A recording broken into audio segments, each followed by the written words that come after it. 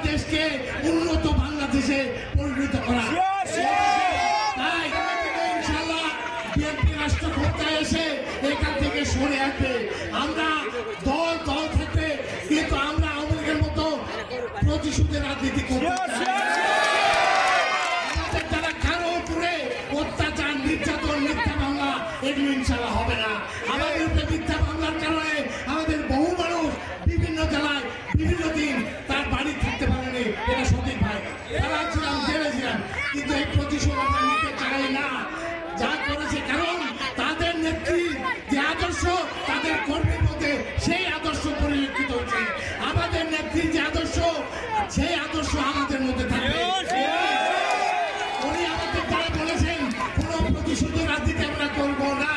আমরা এই দেশের দল মত নির্বিশেষে সমস্ত মানুষকে শান্তিতে বসবাস করার চেষ্টা করব। কোনো অত্যাচার, নির্যাতন হবে না, এই কথা আমরা দিতে পারি। কিন্তু একটা কথা সত্য, যে কয়েকদিন থেকে আমরা দেখছি শেখ হাসিনা রায়ের পরে বা তার আগে এদেশে আবার একটা ষড়যন্ত্র শুরু হয়েছে। এদেশে কিন্তু বিভিন্ন জায়গায় আগুন, বাস ফেলানো, বিভিন্নভাবে ষড়যন্ত্রের চেষ্টা চলছে। যদি কেউ রাষ্ট্রের বিরুদ্ধে ষড়যন্ত্র করেন, আমরা কিন্তু তাদেরকে সাড় দিতে পারবো না। এই দেশের সাথে আপনারা আসেন, এই দেশের মানুষ যেটা চায় সেইখানে থাকেন, ঐক্যবদ্ধ থাকেন, আপনাদের উপরে অত্যাচার, নির্যাতন হবে না। কিন্তু রাষ্ট্রবিরোধী কোনো কাজ করেন না। এই ব্যাপারে দয়া করে একটু সজাগ থাকবেন।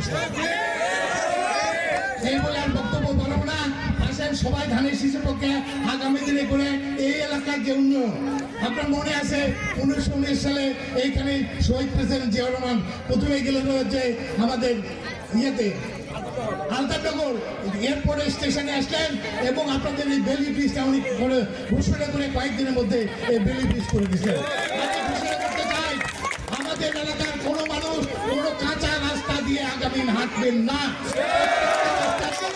স্কুল, কলেজ, মাদ্রাসা যেখানে আপনাদের যা লাগবে, বহুরাই এটা কোনো রাই, এটা চাইতে হবে না আমার কাছে। ইনশাল্লাহ আপনাদের যা লাগে আমি পূরণ করে দেবো। এই 2-2.5 মাস আছে, 2-2.5 মাস আপনাদেরকে একটু পরিশ্রম করতে হবে, ধানের শীষের পক্ষে কাজ করতে হবে। আমরা সবাই ঐক্যবদ্ধভাবে আমরা ধানের শীষের পক্ষে কাজ করি। আমি কথা দিচ্ছি, আপনারা যদি আসেন, আমি আমার সমস্ত নেতা কর্মীকে এক চোখে দেখবো, দুই চোখে নয়। আগামী দিনে আসেন, আমি কথা দিয়ে গেলাম যে আমরা তৃণমূলের নেতা কর্মীর মতামতের উপরে ভিত্তি করে এই এলাকার নেতা সৃষ্টি হবে। এই বলে সবাইকে ধন্যবাদ জানিয়ে আমি শেষ করতে চাই।